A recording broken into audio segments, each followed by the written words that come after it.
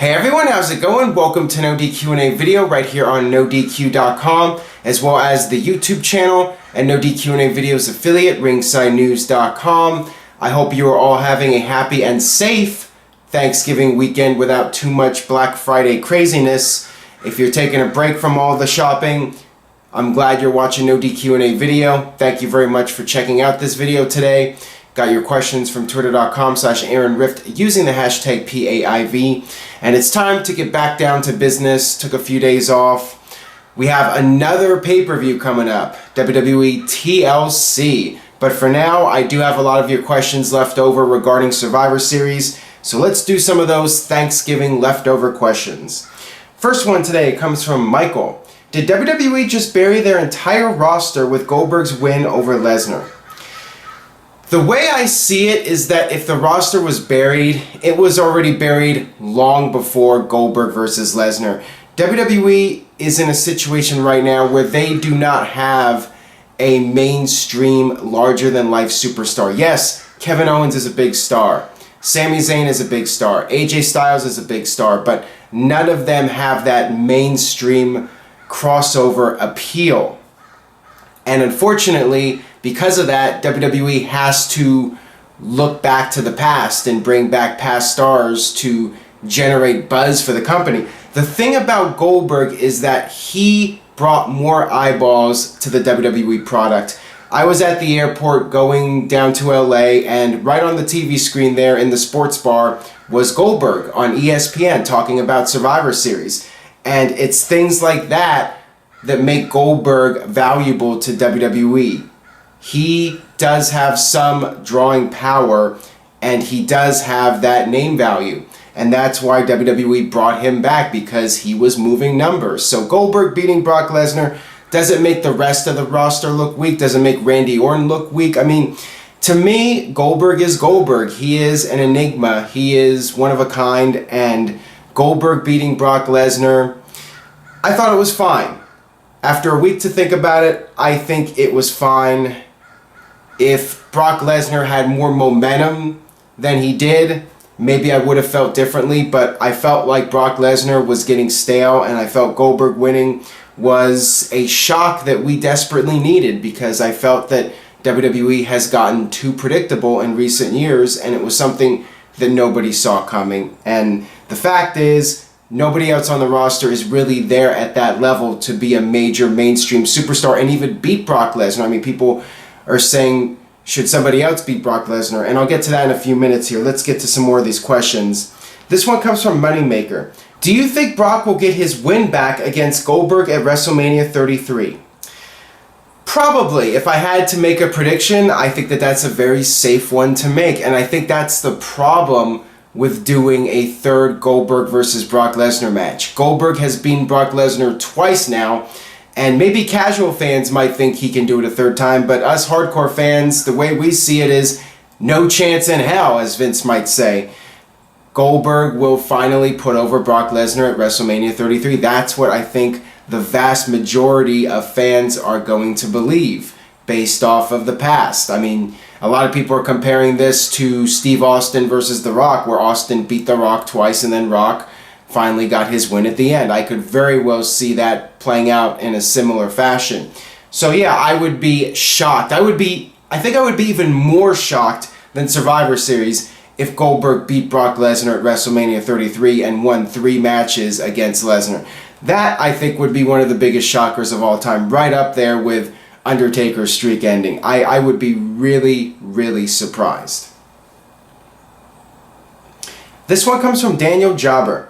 Do you think that this means Goldberg is headlining the Hall of Fame this year? What else would warrant that legendary win?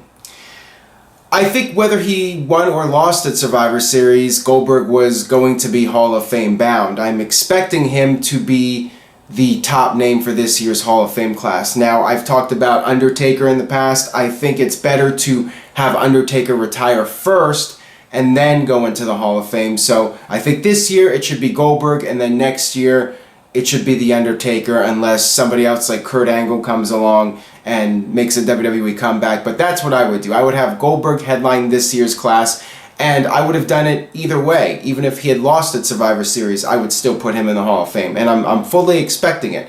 I'm fully expecting Goldberg to headline the 2017 WWE Hall of Fame.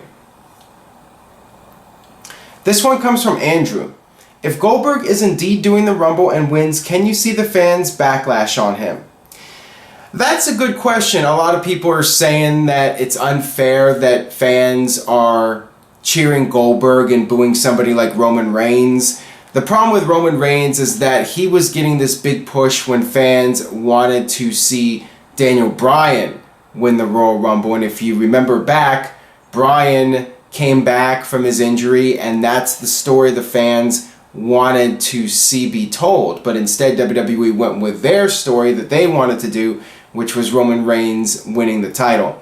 Unless Bryan comes back and is entering the Royal Rumble, I think Goldberg is pretty safe. Unless there's a huge fan favorite that gains a tremendous amount of momentum in the next couple weeks and the fans really want to see that person win the Rumble, I think that Goldberg winning would not be a heavy backlash. Unless, of course, he goes out there and he has a bad showing, he botches a lot of things. Now, is he going to win the Rumble? That would surprise me. I mean, I should probably say that nothing would surprise me, but I would still be surprised if Goldberg won the Royal Rumble and went on to WrestleMania. I mean, we still don't know what he's capable of in the ring.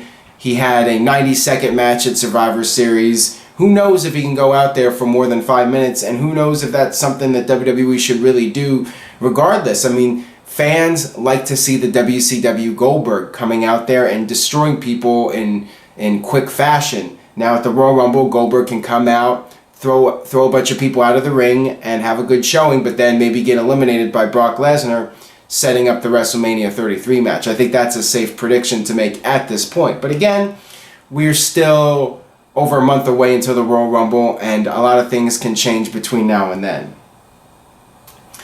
This one comes from Tristan.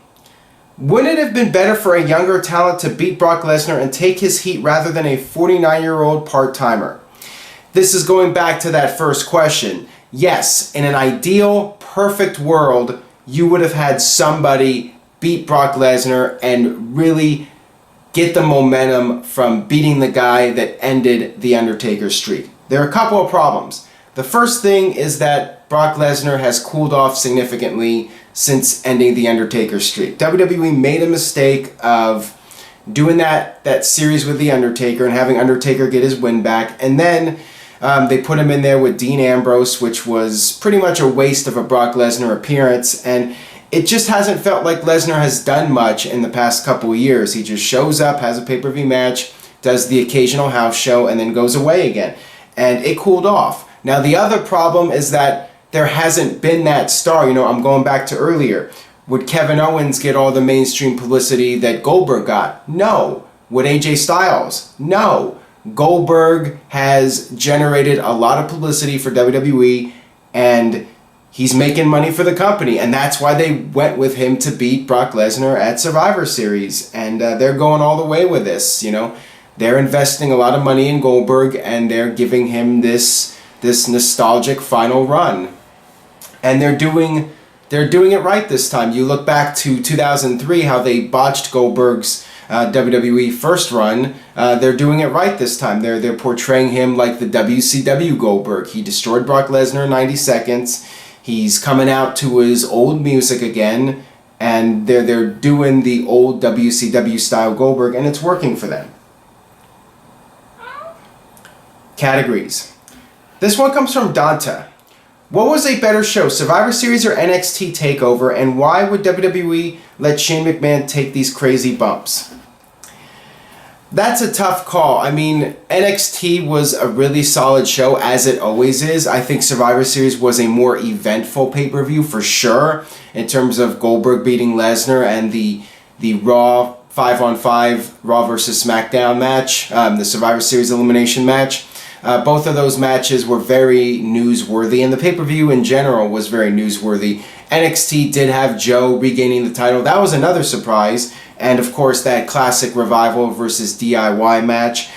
So it's a toss-up. I think in terms of more solid wrestling from start to finish, I would go with TakeOver. But as far as being a more memorable, eventful show, I would go with Survivor Series. And why does WWE let Shane McMahon do all those crazy bumps? I mean, besides that one mishap with Roman Reigns, I mean, Shane has been able to pull off a lot of crazy stunts and not get seriously hurt. And you look at the WrestleMania match with Undertaker and Shane McMahon jumping off the cell.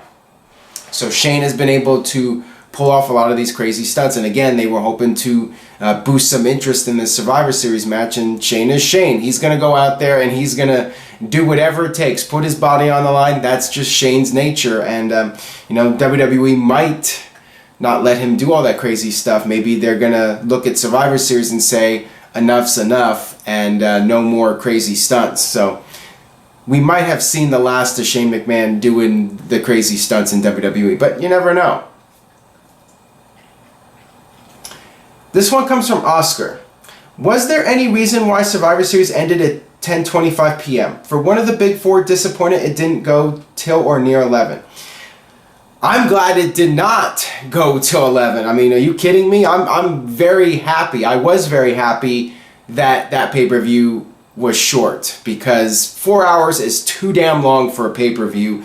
I think the idea was that originally Goldberg versus Lesnar was going to be a longer match, and that's why they had it planned out to go to 11. But then when they made the decision to make it 90 seconds, you had a lot of extra time, and WWE decided not to put a lot of filler on the pay-per-view, which I'm glad. I mean, would you have liked to have seen another 30 minutes of tag team matches with the Headbangers and those tag teams on the pay-per-view? I mean, is that what you wanted to see? Really? I mean, I think it's just fine that they ended the pay-per-view short. I mean, I'd rather they just stick to the 3-hour pay-per-views in general for all the big shows, including WrestleMania. No more of this 7-hour crap. I mean, I just feel it's overkill.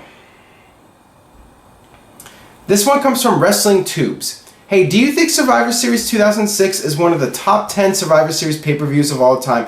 What ranking would you do this pay-per-view? That's a good question. I think it was definitely the best Survivor Series in a long time, probably a good decade. I did like the 2012 Survivor Series, but that also was the year The Shield debuted, so that was a very memorable moment. But certainly when you look back at the past 10 years, this was probably the strongest Survivor Series. For the longest time, Survivor Series has not felt like a Big Four pay-per-view. And this was the first time I felt in a long time. I mean, even more so than 2011 when you had The Rock coming back. I mean, they really dropped the ball with that Rock match, having Rock and Cena against R-Truth and The Miz, and Miz and R-Truth basically being just two random opponents for Rock and Cena. It was so ridiculous. And, that pay-per-view did not feel like a very big deal, despite The Rock coming back, which it should have been a huge deal. So this year definitely was a bigger deal. It felt like a big show, and it was a very newsworthy show. So, yeah, this was one of the better Survivor Series in recent history. Is it a top 10? I'm not sure. I mean, I would definitely put it somewhere around 10 to 15 in that category. I mean, it was an above average Survivor Series. So if you have 30 Survivor Series, it's going to be, around 10 to 15. That, at least that, maybe top 10. I'm not sure. I would have to go back and do a lot of thinking about it. But, I mean, it's right there, around 10, 11, 12, 13, something like that. This one comes from the _Outcast Kid. I could not comment on your Facebook live feed. When will SmackDown get a mega match of its own exclusive to SmackDown like Lesnar versus Goldberg?